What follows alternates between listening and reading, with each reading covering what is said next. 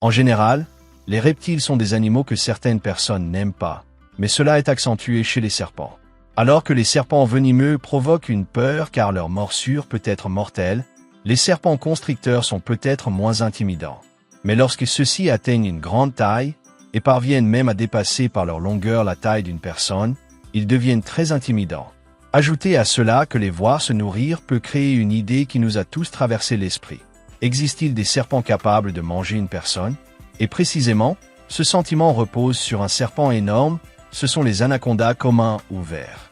Cette espèce est endémique d'Amérique du Sud, dans ces terres tropicales, comme à l'est de la Colombie, surtout près du fleuve Orénoque.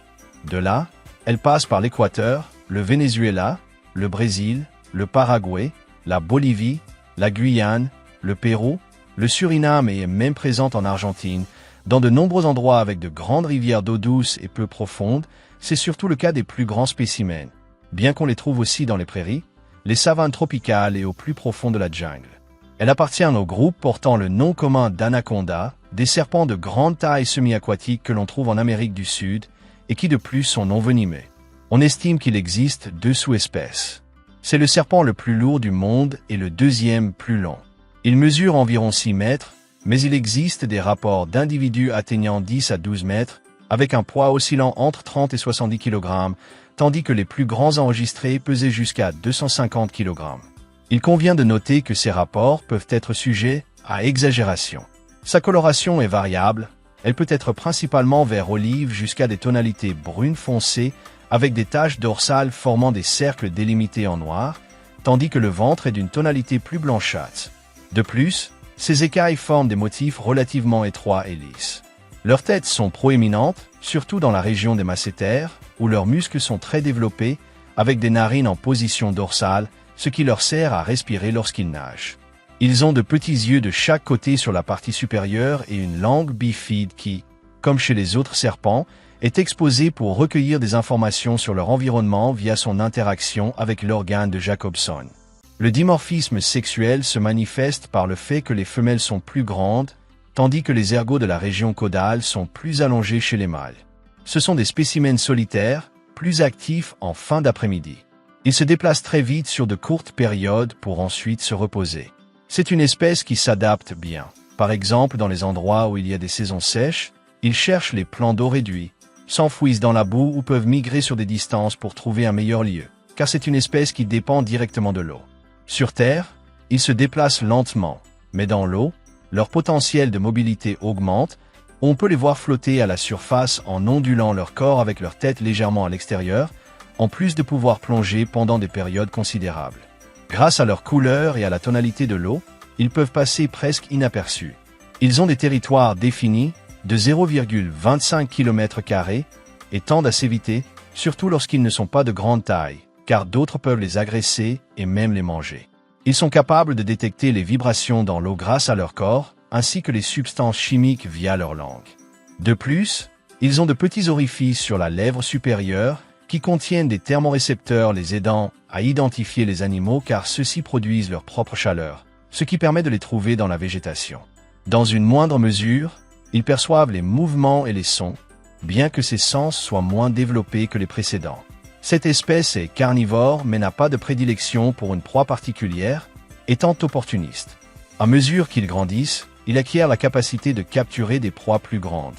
Celles-ci peuvent aller des poissons, oiseaux, herbivores, rongeurs, reptiles, jusqu'à pouvoir attraper des jaguars, des crocodiles et autres. Pour ce faire, ils utilisent la furtivité. Il est courant qu'ils agissent lorsque les proies s'approchent pour boire, en effectuant une morsure pour les saisir avec leurs dents acérées, puis en enroulant leur corps autour d'elles pour provoquer une asphyxie. En fait, plus la proie lutte, plus la pression augmente. Si cela se produit près de l'eau, il est plus fréquent que la mort soit due à la noyade qu'à l'étranglement, pour ensuite les avaler entièrement. Il existe l'hypothèse qu'ils sont capables de dévorer une personne. C'est un sujet discutable, car beaucoup des rapports prétendument réels ne le sont parfois pas, mais en même temps, ils ont la capacité d'attraper des proies ayant un volume bien supérieur au nôtre.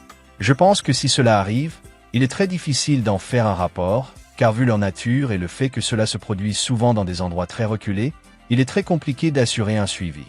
Leur reproduction s'apparente davantage à la polyandrie, c'est-à-dire qu'une femelle en période de reproduction s'accouple avec plusieurs mâles qui se rassemblent au même endroit pour cela. La femelle les attire et la parade nuptiale commence, pouvant impliquer jusqu'à 13 congénères mâles. Cela se produit normalement entre les mois de mars et mai, et après l'accouplement, il peut arriver que la femelle mange 2 de ses partenaires, car elle ne mangera pas pendant 6 mois.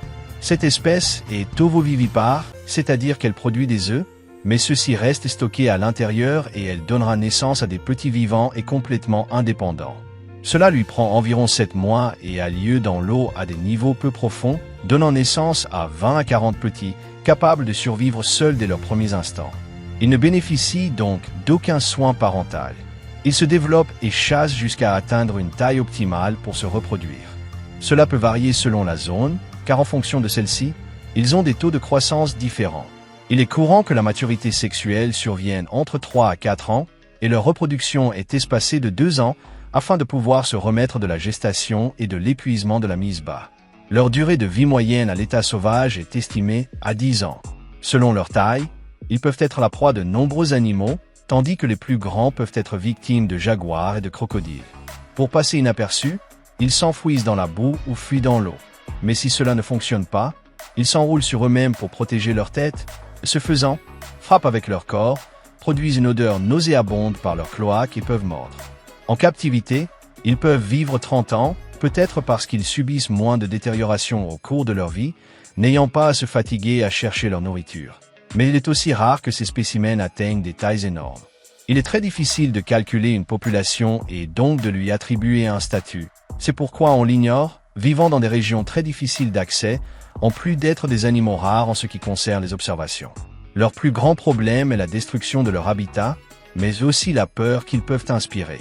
Malgré cela, des recherches et l'éducation des personnes se poursuivent.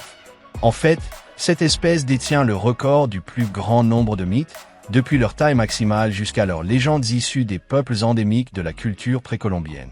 Son rôle dans l'écosystème est d'être un prédateur, pour être redondant, un chasseur de chasseurs, et ainsi équilibrer les populations de différents animaux de la région.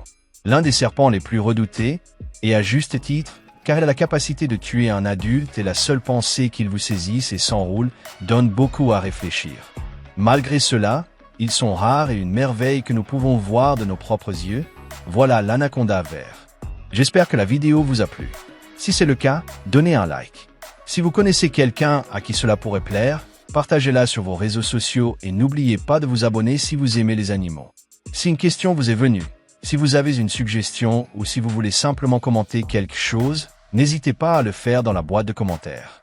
De plus, si vous êtes un grand fan de cette chaîne, activez la cloche de notification pour être parmi les premiers à voir les vidéos. Merci beaucoup d'avoir regardé cette vidéo, à bientôt.